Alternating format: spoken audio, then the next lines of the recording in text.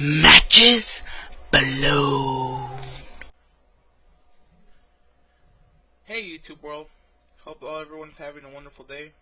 If not, sit back and relax, because today you're going to hear a DC nerd talk about DC Week. For those of you who didn't know, DC Week was this little TV event that was happening from Tuesday, January 19th through Thursday, January 21st. All the DC TV shows on the CW network were coming back, and they were showing their mid-season premiere or their series premiere.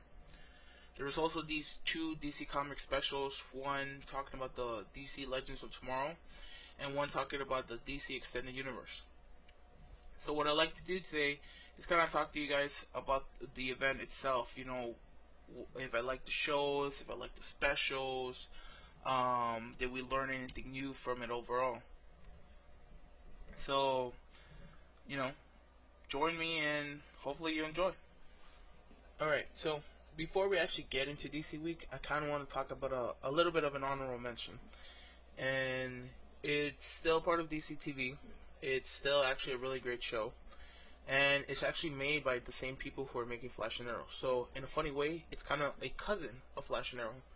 You know, some people might even say a super cousin. Yeah, it's a really bad pun, but hear me out. Now, of course, we're talking about Supergirl. Supergirl was, I thought it was a really good episode this week. It was episode 10, called Childish Things, and it dealt with Toyman. Toyman was the main antagonist for the episode, which I thought was a really interesting antagonist for Supergirl. Now, for those of you who haven't been watching Supergirl, Supergirl's friends was a character named Win, who was the son of Toyman. Win has already told Supergirl that his father was in jail, but Supergirl didn't realize just why he was in jail, you know, what were the reasons, and how dangerous of a person this man really was. Until there was a news bulletin talking about an escaped inmate, and at the same time, the FBI showed up to the offices of both Win and Supergirl to, you know, talk with Win, see if the father had contacted him in any way. So that's where he really opens up to Supergirl and kind of tells her, you know, this is my father and he's this crazy or this dangerous and whatnot. Halfway through the episode, Supergirl goes to the Toyman's hideout. And this is where it really clicked on me that, you know what, we never, or we haven't seen a villain at the caliber of Toyman, because every adversary in the season so far, Supergirl has beaten by just using her superpowers. And I always thought that it's a very simple concept, you know. It's she's a superhero, she has superpowers, why not use them? Toyman kind of presents a mental challenge. You know, it's somebody who, hey, I'm not as strong as you, but I can outsmart you. And we see this because Supergirl goes into the lair, you know, she sees Toyman, they start talking, but Toyman tricks Supergirl into stepping into a trap. And I thought that was really clever because I think Supergirl really underestimated him, you know, thinking he's just a normal person, he's not some superpower alien. How much, you know, how much of a danger can he really be to Supergirl? So I thought that was really interesting. You know, Toyman actually, you know, messes with Supergirl's mind for a little bit, and yeah, I thought overall he made a very interesting character. He didn't really fight Supergirl too much. It was more of a story between him and his son. So I thought that was a little of a letdown for me. I really wanted to see a little bit more of a matchup between her and Supergirl. But from the little that we saw, I'm really excited to see if the character ever shows up again, whether in this season or a future season. And I hope that this is the start of something different for Supergirl. You know, not always just relying on her strength, but really showing that, hey, she is a very smart young girl and she can, you know, she can use her mind as much as her muscles. Um, there was also a side story to all of this, right? Again, if you haven't been following, Supergirl has a step sister who's working in this secret government organization to fight off aliens and pretty much metahumans, right, if you will. And in there, the sister is working with the Martian Manhunter. Yeah, that's right. You heard it. The Martian Manhunter. If you haven't been watching the show, you need to stop right now and go watch the show because there's Martian Manhunter. But anyways, the little story that these guys embark is pretty much trying to find some information on the overall supervillain for the season, right? This person is to the Supergirl show what Reverse Flash was for season 1 of the Flash. This is the main villain that they're gonna be fighting for the overall season. And you know what they accomplished their mission, right? They found out some more information about this person and are starting to figure out, hey, he's more than what he seems, and he could easily be a lot more dangerous than what they have really originally thought of, right? But in the same hand, the villain also learned some valuable information of the Supergirl team. So if just to give you a mental image, if Team Supergirl and Team Bad Guy were playing a chess game, both teams made some really educated moves and they have some new advantages, if you will. So that definitely pushed the overall story forward. Definitely interesting how this is gonna move forward with the upcoming episodes and ultimately the season finale. There was some more. There was another story arc with some of the more side characters, but it definitely doesn't add anything to the overall episode, and quite frankly, it just wasn't that interesting on my behalf. But yeah, overall, I thought the Supergirl episode was very interesting, was very entertaining. And I give it a thumbs up. You should definitely go watch it if you can.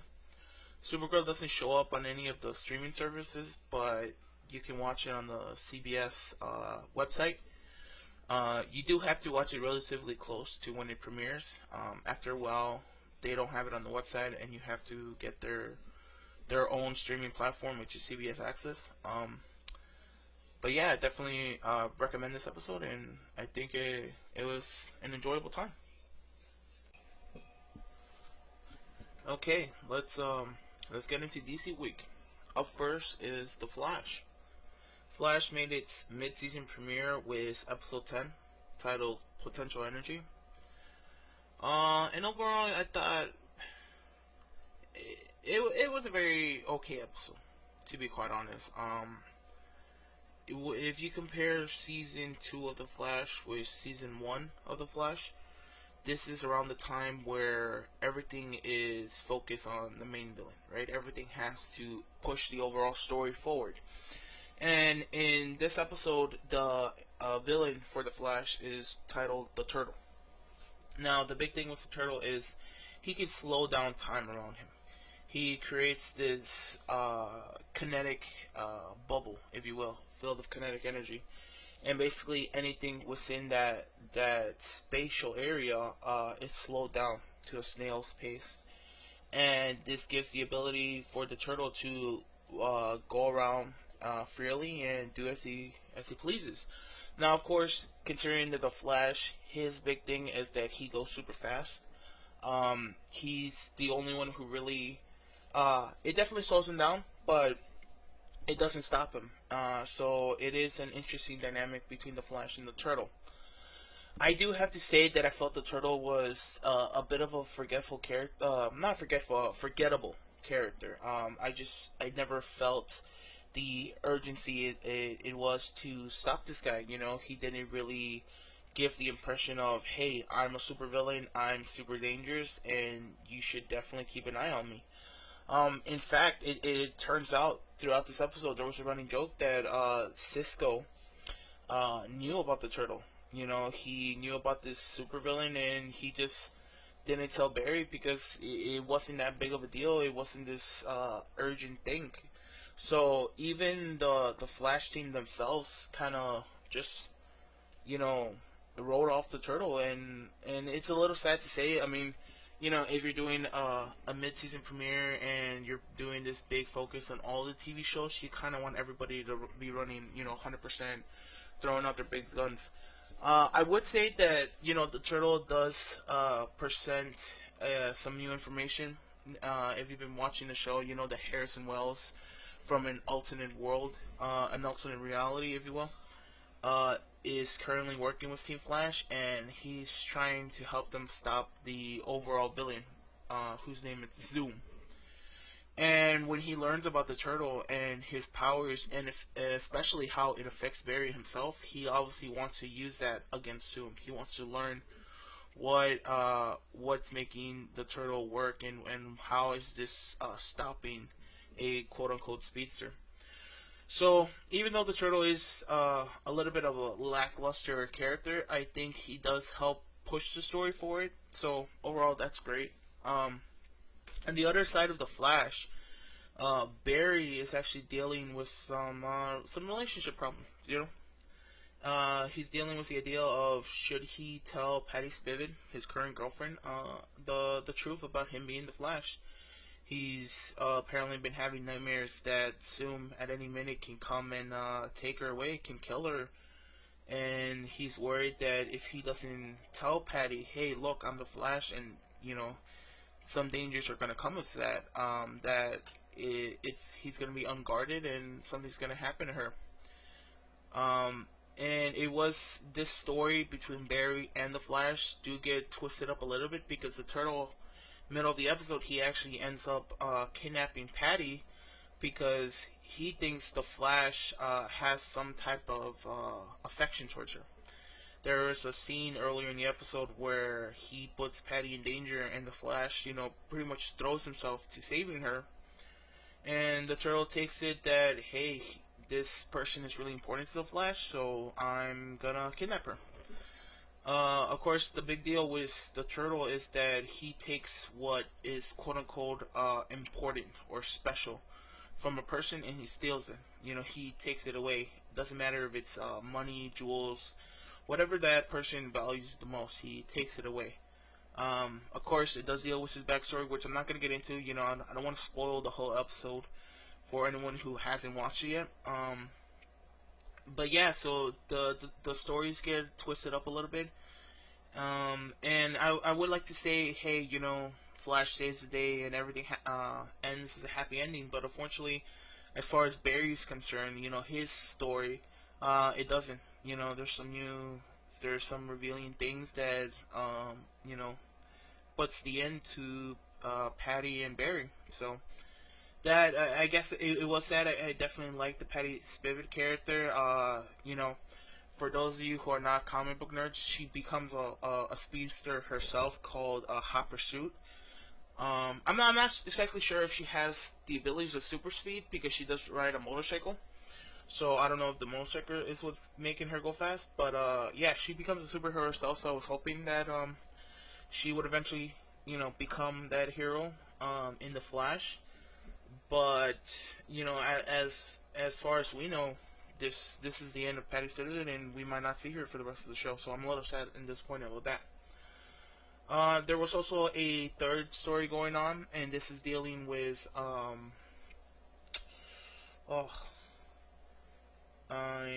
Officer West. If you've been following the show, Officer West just found out he has a son, and so this is kind of like the family story arc where he's trying to cope with the idea that he has a son, and now he wants to catch up on the times he missed. And the son, which again, for those of you comic learners, he's Wally West. So anyone knows what that means as far as the Flash history. Yeah, be excited. But yeah, Wally, him on the other side, he's like, yeah, okay, you're my dad, but you haven't been here, you haven't been around for almost my entire life, and I've been doing well, and I don't need you to be coming up and thinking that, hey, I'm just gonna boss you around or take over. So it's definitely an interesting dynamic. It's definitely, I don't think it's something that we've seen too much in these not cartoons, sorry, comic book shows.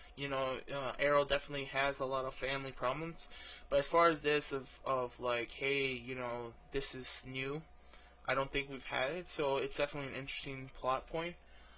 Um, But yeah, overall, I thought if you're marathoning the episode, if the whole season was on Netflix, this could easily be an episode that you could skip. I just didn't think there was too much that was really important that uh, that the team is gonna call back to in future episodes. I just like I said, the turtle who's the main pushing force for this episode was really forgettable. Was a little, I would almost think that he's the type of metahuman character that if he ends up in Star City, Team Arrow could easily take him out. Yes, I get it. He can slow down time, and that's definitely a big adversary for the Flash. But I didn't see him being this overall baddie that definitely requires the Flash's attention. If anything, I would say he's more of a C-list character. Um, but yeah, so the information that we did see that definitely pushes the story. It's very small, very minute, and could easily be recalled in the beginning of another episode. So overall, I'm gonna have to give this a pass. If you're a big fan of Flash, obviously watch it. I'm not gonna tell you no. But if you're somebody who's like, you know what, I'm trying to catch up on these shows, and I just want to watch the real good episodes, I don't think this is that worth a wild episode. So yeah. Okay, so following the Flash, we had two DC Comics specials. Overall, it's an hour long. Each special was about half hour, and the first special talked about the Legends of Tomorrow, kind of going over, who are these characters, what are their motivations, what's bringing this team together, and I think overall it was an okay special. It was producers, directors, people who were working on the project, kind of talking about, hey, these are these characters, and this is what the show is about. If you've been following DCTV since season one of the Arrow, you know these characters inside out. You know how they act, and you can kind of guess, how the interactions are going to be. And like I said, there was sorry, I'm blanking. Oh, there was the Flash Arrow crossover this year. Really set up the Legends of Tomorrow. So again, if you've been following this, there's nothing new. And of course there wouldn't be anything new since Legends of Tomorrow would premiere that following Thursday. But it was still a very entertaining special. I was definitely excited throughout the whole thing. Definitely like what I was seeing. Just them going over again. This is time traveling. Rip Hunters from the future. Vandal Savage is this big bad guy, and that's who they're gonna be fighting. So definitely cool. Definitely exciting. What was really like, oh my god, I can't believe I'm watching this, was the following special. And that special dealt with everything that had to do with the DC Extended Universe, which is basically the DC films. It talked about, the Justice League. It talked about Wonder Woman, Suicide Squad, and right from the start, it was just like it was mind blowing. There was a lot of concept art showing up, and they just went right into it. Justice League, they started talking about who's gonna be forming this team, and of course, we've known that Superman's gonna be there. We know that Batman's gonna be there, and even though Wonder Woman hasn't had her solo film, we know that Wonder Woman's gonna be a part of the team. What was really cool is that we got to see more of Jason Momoa's Aquaman. We get to see everything's concept art. There was nothing like, hey, this is a part of the film. But still, just seeing like him in this and how his Aquaman's gonna act. Jeff Johns was there with Kevin Smith, and Jeff Johns was really talking about, hey, this is Aquaman. This is what he can do, and this is why he's important. And that was really cool to kind of get. This is the idea that we have moving forward with this character and this universe. We still didn't get a proper Aquaman shot of him head to toe. We still don't know how does his whole suit look, but definitely I like the direction they're going with Aquaman. We also get some more, or I guess we get some revealing images of the Flash. Again, everything's concept art. We see this image where it looks like Ezra Miller. He's the actor playing the Flash in the movies, and it looks like him at a crime scene picking up some evidence. And of course, if you've been watching The Flash, Barry Allen's the forensic scientist. So again, all of this makes sense. There's another image where it looks like the Flash is like going in. He's lunging to go save a person, and this is where it was really like, oh man, I'm not really sure on the direction of going, because the suit that they showed the Flash in this image and the image that they showed was the Justice League, it kind of makes the Flash look like he has body armor, and that's something where I'm just like, I don't like that choice. Again, I'm not passing judgment. I'm not gonna do that until we finally see him on the big screen. For all we know, this could have been before they finalized the decisions to this is how the Flash looks, this is how Aquaman looks. But to me, I just thought the Flash, he's a runner, right? He's not a muscular guy. His big thing is not, hey, I can lift a car. Him is, I can run from here to here and you won't even see it. And so I always thought, if you think of marathon runners, they wear very light clothes, very clothes that's not going to hinder their movement. And I thought that would be the approach they should take with the Flash. When I saw this image, it just made me think of the Injustice video game, where in that world, all these heroes and villains are pretty much at war with one another, and they all have these body armor because, of course, they're fighting basically to the death in this game. So I'm not 100% against it. I'm just not 100% on board of it. Like I said, hopefully this isn't the final thing. One thing I do want to pick out that's just a nitpick on myself is that in this image where he's like saving this person, it shows that he has fingerless gloves. And I always thought that was very weird and a very, stupid choice for a superhero, because obviously the Flash, he has a secret identity, right? That's why he wears a mask. So it doesn't make sense for me that the Flash, who is a scientist, will wear fingerless gloves, because at any minute, if he were to touch something and somebody were, to get some fingerprints and be like, hey, why are Barry Allen's fingerprints where the Flash was, it wouldn't be that hard to pinpoint together. I think that is just like an obvious, like, why are you doing this? More obvious than just Clark Kent putting on glasses. But like I said, overall, I like the approach they're going with the Flash. Jeff Johns mentioned something about how, the Flash, it's just about him moving frequencies, and he can easily use time. He can bend time and basically time travel.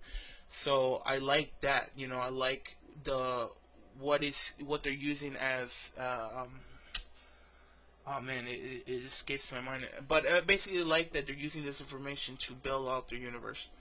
Um, I'm like all the other comic book nerds out there, that I'm hoping that, hey, if they ever reboot this universe, maybe they can do a Flashpoint type of story, right?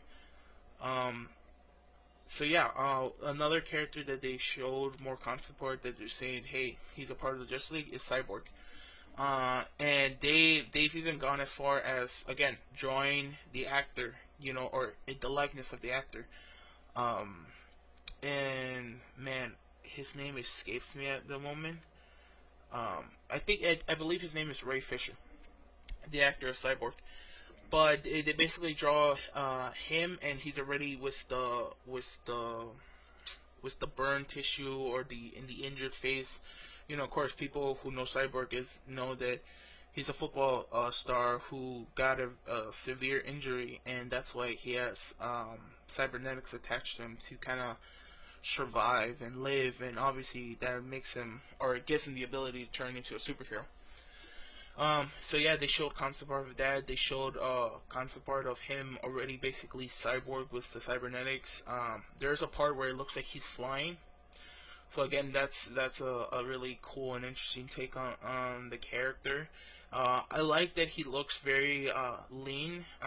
If you've read the New 52 Justice League, Cyborg starts off with a bulky armor, if you will, and later on, through different circumstances and situations, he basically slims down to a leaner body.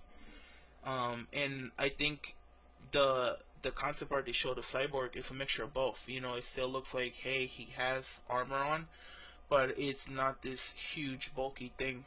So I definitely like that.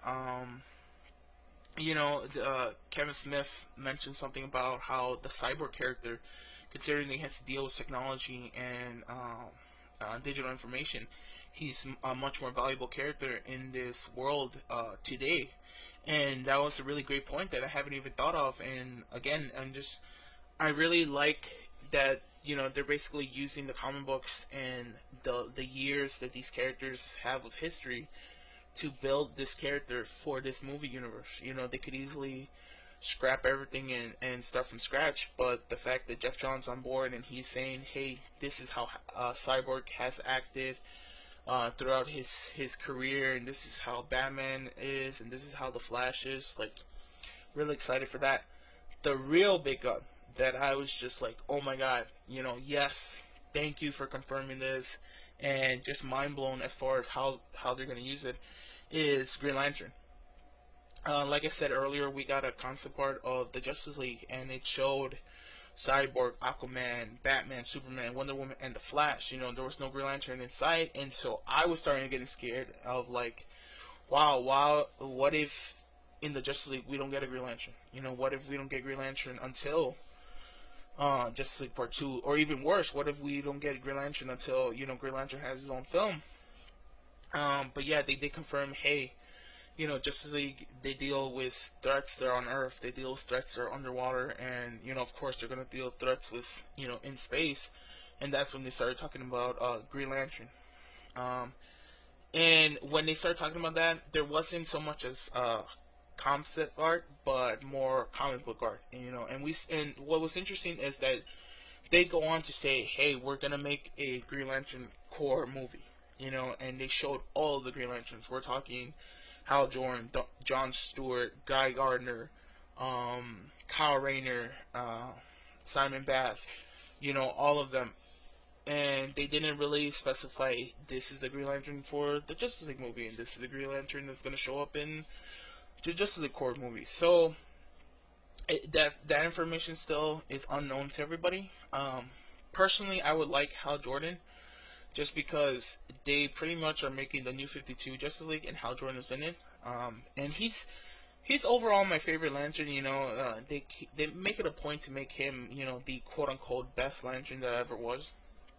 Um, but really, any one of them, John Stewart, Guy Gardner, Kyle Rayner, anyone, Simon Bass, sorry, anyone would be an excellent choice. And I think I would definitely understand why they will pick this character over the other.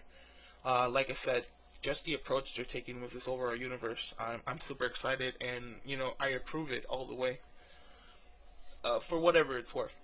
Um, so yeah, after the Justice League, they kind of go into Suicide Squad. They start talking about the Squad. They start talking about, hey, DC Comics is well known for all of their supervillains, and this movie is all about bad versus evil. And they start talking about, well, who's on the team, who's making up this team, and saying, hey, well, Enchantress is a witch, and Killer Croc is a real Croc, and Diablo is a guy who can control fire. Um, And what was exciting about this is that throughout their whole Suicide Squad bit, they kept teasing, "Hey, we're gonna show a trailer. Hey, we're gonna show a trailer. Hey, we're gonna show a trailer." And ultimately, the special ended with the trailer. Uh, but yeah, there was a part where they showed Harley Quinn's bat, Katana's Soul Taker sword, and Deadshot's mask, and the Joker's cane.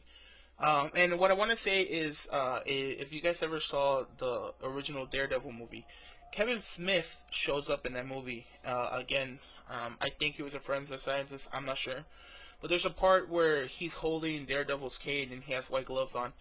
And in this DC Comics special, he basically does the same thing. He puts on white gloves and he holds the Joker cane. And so to me, I was just like, is that some type of nod to his cameo in the Daredevil special, in the Daredevil movie? But yeah, I don't want to talk about too much about Suicide Squad just because I want to save it for the trailer talk. But basically, after Suicide Squad, they go into Wonder Woman, and in Wonder Woman, man, this is another thing that's just like, wow, I really can't believe we're having this. Especially when you consider that Batman v Superman hasn't even come out. That they're thinking 5, 10, 20 steps ahead of everyone and be like, hey, we're not waiting for anything. We have the actress, we have the story. Let's start filming this.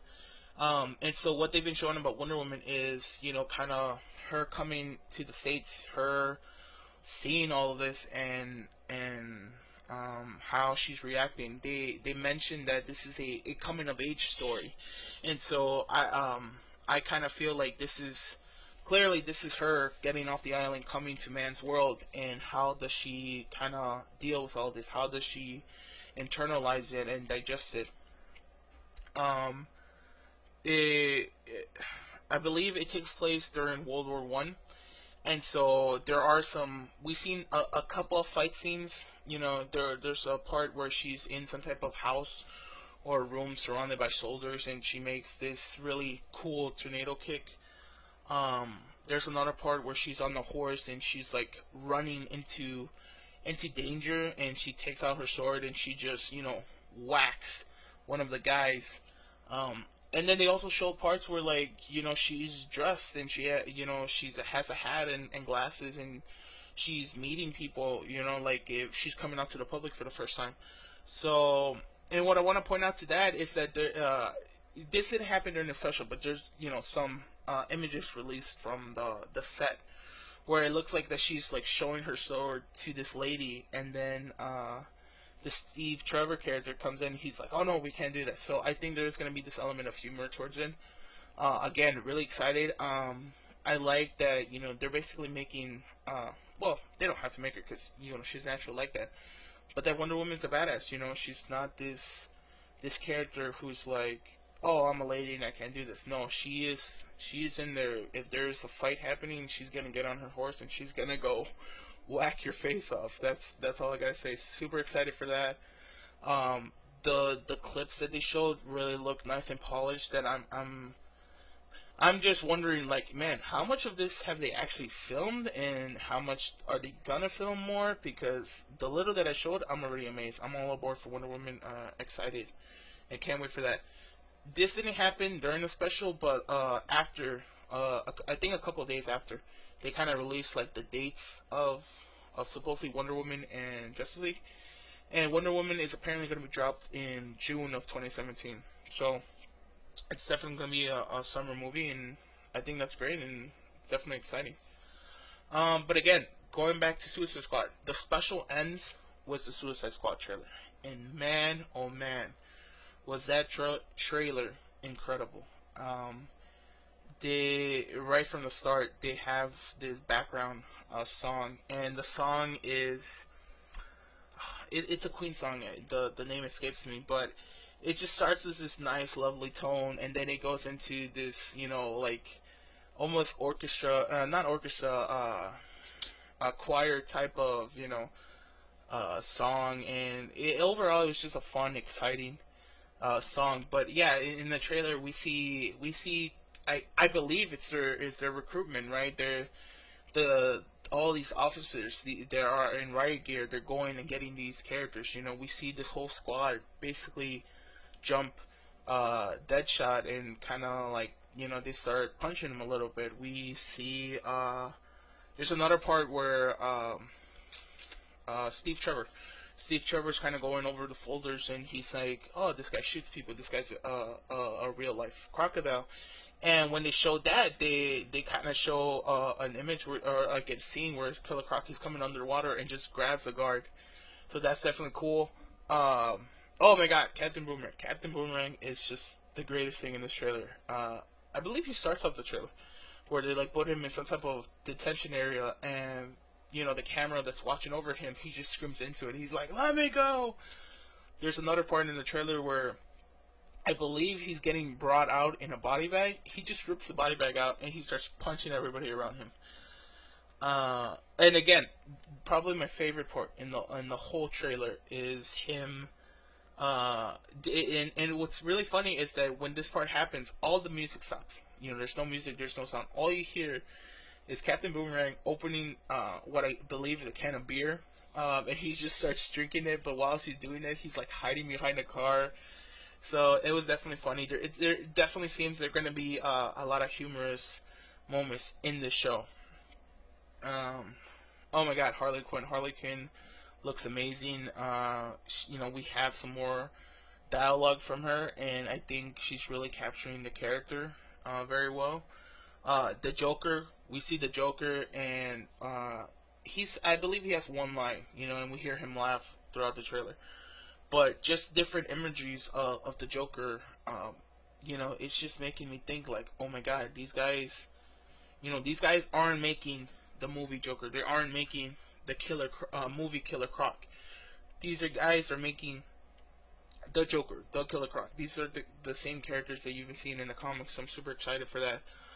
Like I said, overall, the trailer, if I had to describe it in one word, it's just fun. It was great.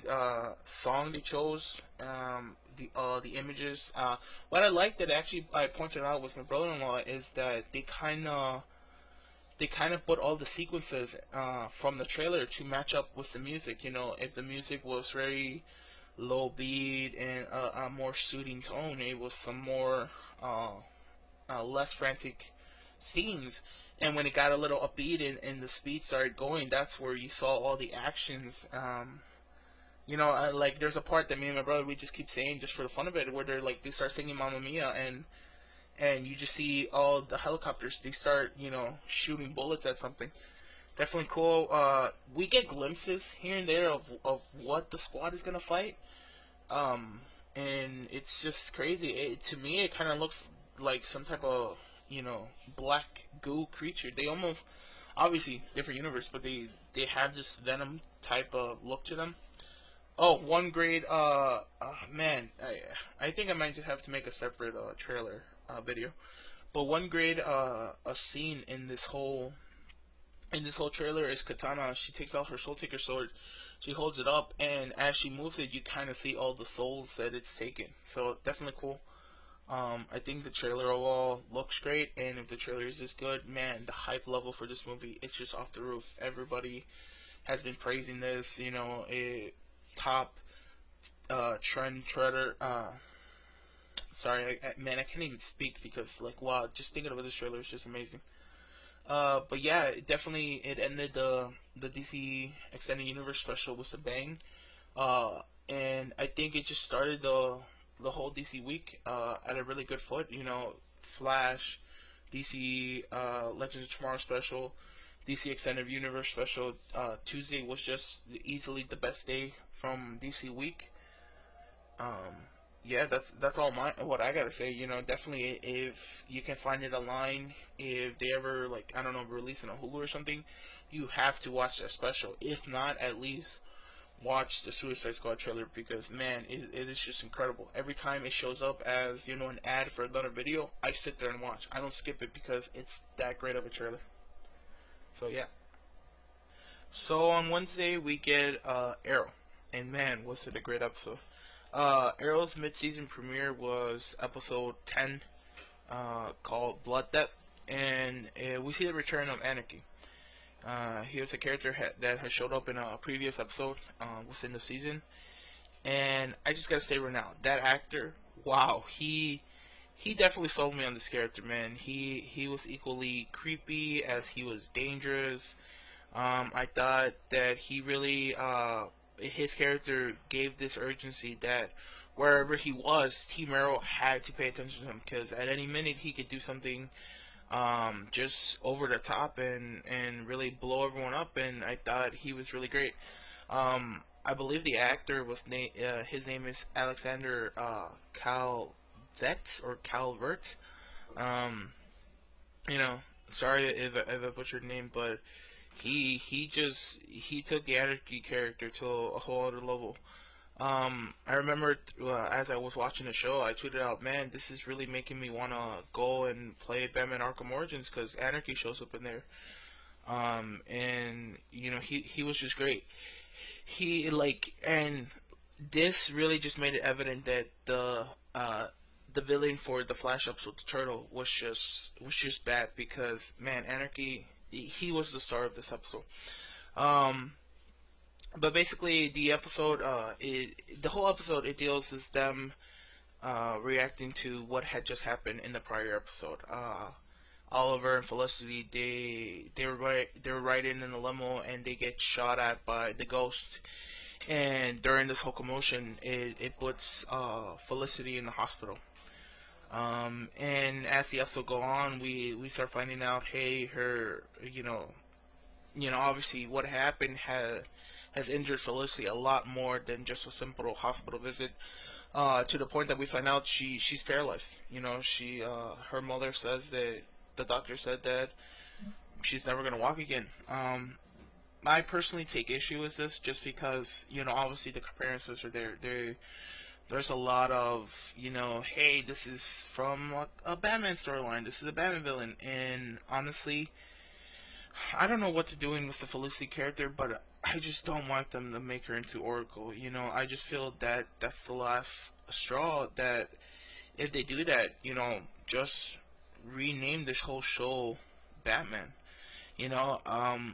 It's kind of a little insulting because Green Arrow, he has a rich history. He has a history with Black Canary. He has a history with Speedy, Red Arrow, Arsenal. He has his. Maybe he doesn't have that well known of villains as Batman. Maybe he doesn't have the same caliber of stories as Batman. But Green Arrow has always had a comic book. And I thought that the Arrow show would be a great opportunity for them to showcase and be like, hey, this Green Arrow character, he's not a knockoff of Batman. He's not a knockoff of Robin Hood. He's his own character. And so I'm really against the idea that they're gonna make Felicity into an Oracle type of character. Even though she pretty much is already, she's the brains behind the operations. But just she's blonde and putting her in a wheelchair is just gonna add to the this idea that hey, she's Oracle. So I'm really against that. Um, but yeah, so through this commotion and what's happening to Felicity, Arrow is pretty much on a vendetta to find Damien Dark. He wants to find him and ultimately kill him. But he's not the only man who's trying to find him. Like I said, Anarchy's back, and he wants revenge on Damien Dark because he feels that Damien pretty much dropped him and left him. In the previous episode, where the first time we meet Anarchy, he wants to join the Ghost. He wants to be a part of Damien's group, and Damien pretty much rejects him. And so now that he's pretty much disfigured and crazy, Anarchy wants to go kill Damien. Of course, Team Arrow gets to Anarchy first. They stop and they capture him. But just because Oliver is not in the right mind, in the right I don't know how to say it, just in the right mindset. He There's a part where the police get him and he lets him go, and he's like, "I'm not gonna stop you if you're gonna kill Damien." Basically, that's what he tells him. And of course, the whole secret superhero move. He puts a tracker on him because obviously he wants to find Damien first and he wants to kill him himself. But he underestimates just how crazy Anarchy is. He gets rid of the tracker, and he ends up kidnapping the wife and daughter of Damien, to lure him out. But of course, Anarchy, he's unstable, and he really insinuates that he's gonna torture them. uh, Pardon me for that. But yeah, he insinuates that he's gonna torture them, and of course, this causes a big commotion with Team Arrow, so Team Arrow has to go stop him and obviously save Damien's family. What was really cool and interesting is that Anarchy escapes, and so obviously Arrow and Speedy go after him. But Arrow, he meets up with Damien. They see each other in this like right at the entrance of his house, and of course these two, they just see each other and they're like, "Hey, you're messing with my plans. Hey, you messed up my girlfriend." So they kind of fight at each other. Um, and what I really didn't like about this episode was that Damien kind of took the the upper hand in this fight, and I just think that's a little sad because Damien, I know he has superpowers, but he's pretty much a man in a business suit. And Green Arrow, he's a full fledged superhero. He has a full fledged superhero costume, and he has a bow. Yet he lost to a guy in a business suit, so I just thought that funny. But speaking of fights, going back just a little bit before Anarchy escapes, he takes out these I forgot the name of the weapon. Basically, they're like these big nunchucks, but instead of having only two sticks attached, it has three sticks. And he's fighting Arrow and Speedy, and man, he hands their he hands them defeat. That's wow, just like he's looking at Granero like, man, you've been doing this for what, 4 years? What have you been doing with your life? Because this guy is supposedly he's just he's basically an arsonist. He just causes trouble, but yet he just kicked Green Arrow's ass, and I just thought that was incredible. Definitely the choreography was really good. It was a really great fight scene. I actually think that the whole fight scene in all of season four in general, but the fight scenes in season four have been top notch and have been over the top. I believe their fight choreographer, his name is James Bamford, and man, he if I had to give an MVP award to the Arrow team, it has to be him, man. There was a prior episode that he directed himself where the fights in that were just incredible, and I'm just like, I really thought they took it up a notch, and I think that's what they're doing throughout all of season four. If you were to ask me, hey, this year, this these group of DCTVs, which one has had the best overall showing? Man, it's got to be Arrow, dude. I really think them having that 3 year experience over everyone else is really benefiting them right now, because it's like they can really flex their muscles and really just tell a story. No longer have to be like, hey, we're new and we're introducing you to these characters, or hey, we're season 2 and we're getting the footing. No, they're out and running, and it really shows. But yeah, going back, Anarchy, he basically escapes, and Speedy's going after her and after him.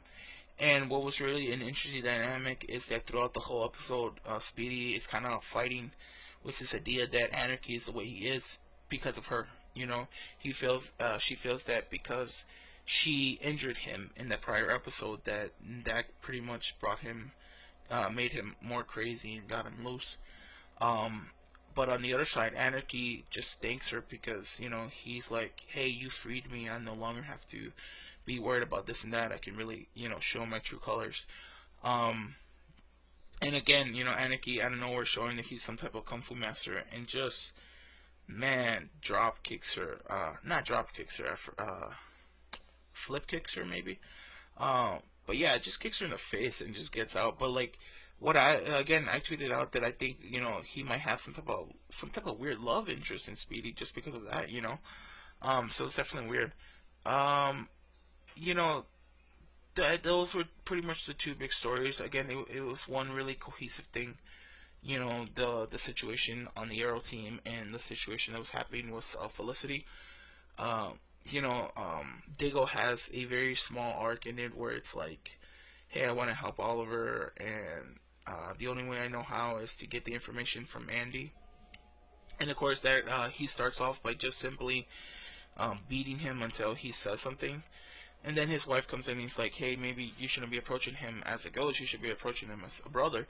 So we do see this small family bridge, kind of being rebuilt between Diggle and Andy. That's definitely great.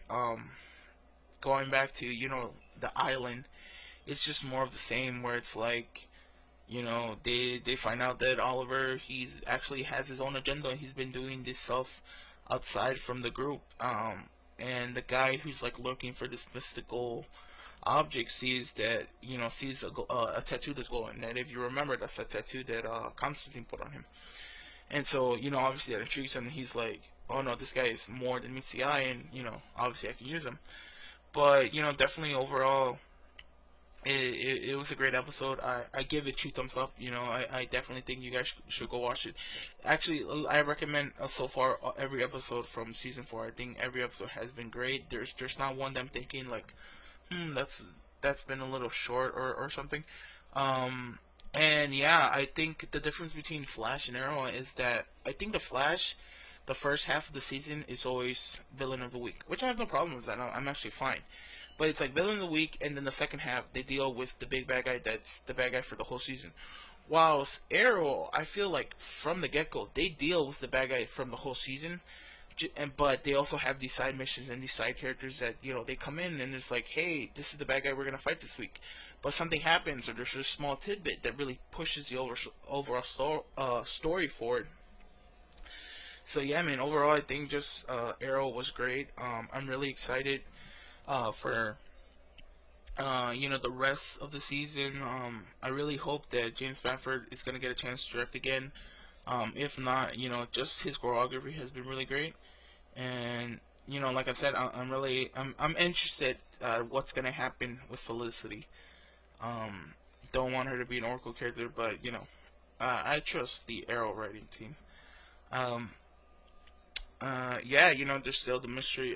Before I go, there's still the mystery of who's in this grave that they've been teasing since the beginning of the season, and obviously we find out that Felicity's not her. So I don't know where this is going, but it's definitely interesting. So we finally reached Thursday. This is the series premiere of Legends of Tomorrow. And I think it was overall a really good episode. It's episode one, pilot part one, and it starts off with Vandal Savage, and he's terrorizing the city. And we actually see him kill a woman and her son. We're later on introduced to Rip Hunter and the Time Masters, and he's off to go recruit this team to fight Vandal. And I gotta say, the way they show him recruiting the different team members was definitely a fun. Basically, you would see the Atom. He's doing something. He will turn around.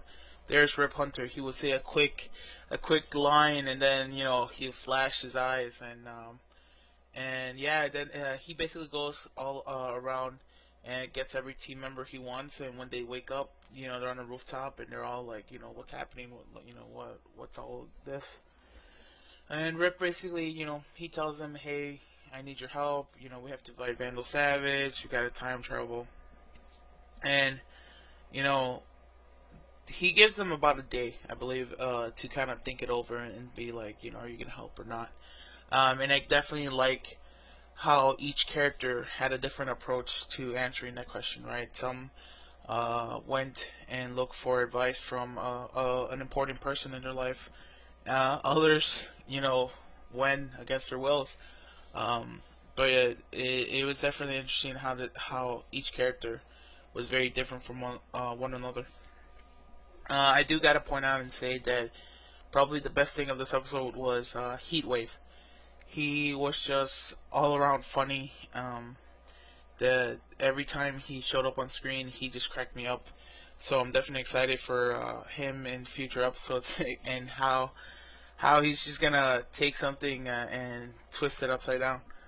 Um, I don't want to speak too much on the episode just because it's a new show.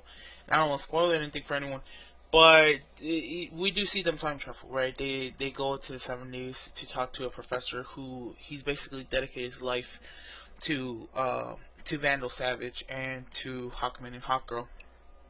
And there is an interesting story twist with that character. And if you were able to see the crossover episode of Flash and Arrow, he actually has a small cameo in that episode. So it definitely, again, it ties back to Flash and Arrow. And if you have been following this universe as it has been growing, I think this is definitely paying off.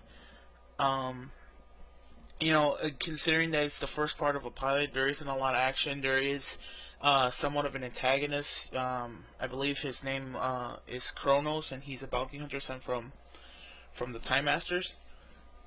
But we still haven't really seen this team really go at it and really flex your muscles, if you will.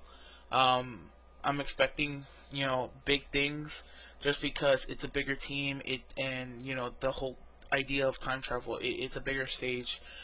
So I'm expecting a lot of big action pieces to occur. Um, what I just thought of right now is that they actually have two two Star Wars references that I quite enjoy, and I think anybody who's any type of nerd or geek would enjoy them as well. But yeah, like, oh, one thing I have to talk is that Rip Hunter and his ship, the Wave Rider. Gideon is on the ship. Gideon is the computer or the navigation system or whatever of the Wave Rider, and I just thought that was really cool and interesting because, again, if you've been following the Flash, we know that Reverse Flash has Gideon. That's the that voice computer that he talks to. So I really hope that as the season progresses, they address how Rip Hunter got control of Gideon. Like where did he take that from Reverse Flash, or are we looking at this from an opposite direction? Like, did Reverse Flash take it from Rip Hunter? Either way, it definitely sounds cool, and like I said, I'm definitely interested in how this series plays out. I know it's supposed to be shorter than Flash and Arrow. That's why their series premiere is the mid-season for Flash and Arrow. But yeah, I think it's so far, right? I mean, like I said, it's a pilot episode, half of a pilot episode, and there's not much to go off. I do want to say that the way they're building up Vandal Savage, I think they're kind of building him as the person who's been starting all of these great wars throughout history. That type of person who he needs to destroy the current world to build a new one. And at the end of the episode, we do see him uh, grab hold of what I'm guessing is a some type of bomb. I wouldn't want to say nuclear bomb because I'm not a bomb expert, but he does have some type of mass weapon, if you will. Yeah, if you've been following the Legends of Tomorrow news, you know that supposedly the original Ra's al Ghul is going to show up in the show, and they're going to eventually travel back in time to the Old West and meet Jonah Hex. So I'm definitely, just overall excited for the show. I think you should definitely watch it. Obviously, like I said, it's a new show, and you should give it a try. Yeah, that's what I think. So yeah, there you have it. That that's what I thought of DC Week. Of all the shows, the specials. I definitely thought it was a great time. Definitely, it was a nice event. Even though you really think about it, technically every week is DC Week. The only thing is that we don't have these specials, but it definitely brought a great deal of attention, I think, to DC TV, which all of DC TV has just been really hitting it out of the park. Um, there's always that big war between Marvel fans and DC fans, and clearly, Marvel fans have their movie, their cinematic universe, and us as DC fans, we have the TV shows, and TV shows have just been great.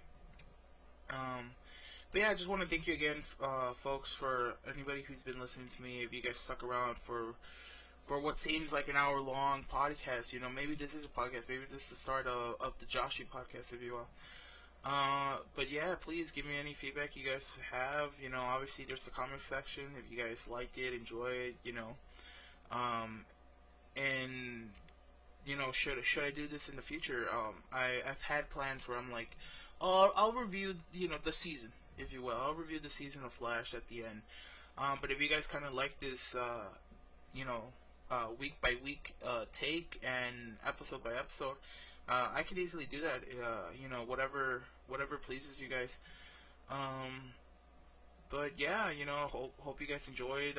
Like if you like, dislike if you weren't a fan of it, and yeah, please subscribe and look forward to more episodes on of Matches Below. So yeah, have a good day and thank you.